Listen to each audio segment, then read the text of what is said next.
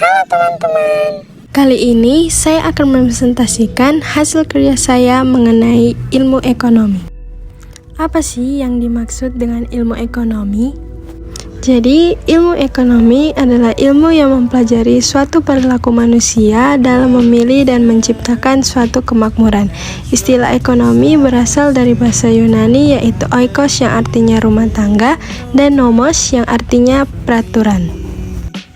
Menurut Adam Smith, ekonomi adalah ilmu sistematis yang mempelajari tingkah laku manusia dalam usahanya untuk mengalokasikan sumber daya yang terbatas untuk mencapai tujuan tertentu. Kebutuhan, keinginan, dan kelangkaan. Kebutuhan sesuatu yang harus dipenuhi untuk mempertahankan kelangsungan hidup manusia. Keinginan sesuatu hal yang ingin kita miliki, tetapi apabila tidak berhasil mendapatkannya, maka tidak akan berpengaruh besar pada kelangsungan hidup. Sementara kelangkaan, di mana manusia tidak mempunyai cukup sumber daya untuk memuaskan semua kebutuhannya.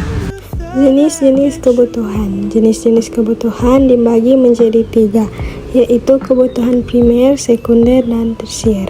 Kebutuhan primer adalah kebutuhan dasar untuk bertahan hidup, seperti makanan, air, dan tempat tinggal. Contohnya beras, sayuran, dan rumah. Kebutuhan sekunder. Kebutuhan sekunder adalah kebutuhan yang muncul setelah kebutuhan primer terpenuhi.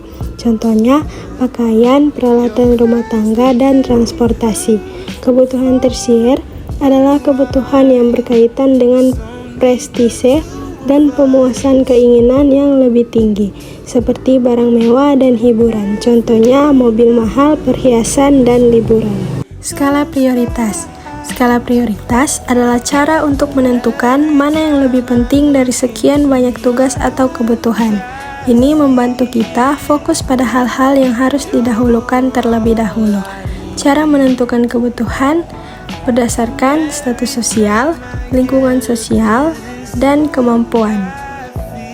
Ilmu ekonomi terbagi menjadi 3, yaitu ilmu ekonomi deskriptif, ilmu ekonomi terapan, dan ilmu ekonomi teori. Pertama, ada ilmu ekonomi deskriptif. Ilmu ekonomi deskriptif adalah ilmu ekonomi yang mendeskripsikan dan menganalisis suatu permasalahan ekonomi. Contoh, mendeskripsikan kondisi atau persoalan, pengeluaran atau pemasukan ekonomi yang ingin dirincikan. Kedua, ilmu ekonomi teori. Ilmu ekonomi teori menjelaskan mengenai definisi hubungan sebab akibat dan bagaimana cara kerja sistem perekonomian. Contoh, hubungan perekonomian Indonesia dengan luar negeri. Dulu ke sekolah jalan kaki, sekarang pakai transportasi seperti mobil, motor, dan lain-lain. Ilmu ekonomi teori terbagi menjadi 2, yaitu mikro dan makro. Mikro, ilmu ekonomi yang fokus pada hal-hal kajiannya kecil. Contoh, badan usaha kecil, UMKM, dimiliki oleh perorangan dengan pendapatan kecil. Kedua, makro, ilmu ekonomi yang fokus pada hal-hal kajiannya luas, baik nasional atau internasional. Contohnya, BUMN yang memiliki banyak cabang dengan pendapatan besar.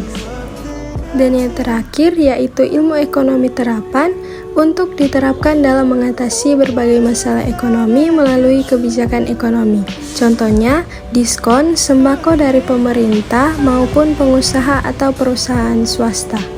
Kegiatan ekonomi ada 3, yaitu produksi, distribusi, dan konsumsi. Produksi atau produsen, kegiatan dalam menghasilkan memproduksi suatu barang.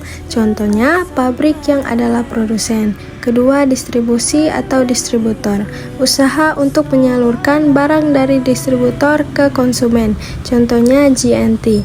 Ketiga, konsumsi atau konsumen, usaha untuk mengurangi nilai guna barang. Contohnya, konsumen adalah kita sendiri.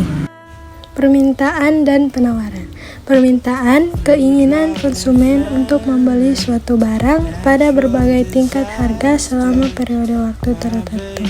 Sementara penawaran, banyaknya barang atau jasa yang tersedia dan dapat ditawarkan oleh produsen kepada konsumen pada setiap tingkat harga selama periode waktu tertentu.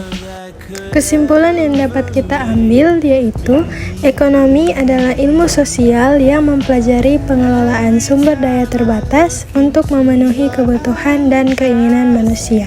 Integrasi ketiga sektor ekonomi, primer, sekunder, dan tersier. Ketiga sektor ini saling berhubungan dan membentuk rantai ekonomi yang saling tergantung. Sekian presentasi dari saya. Terima kasih.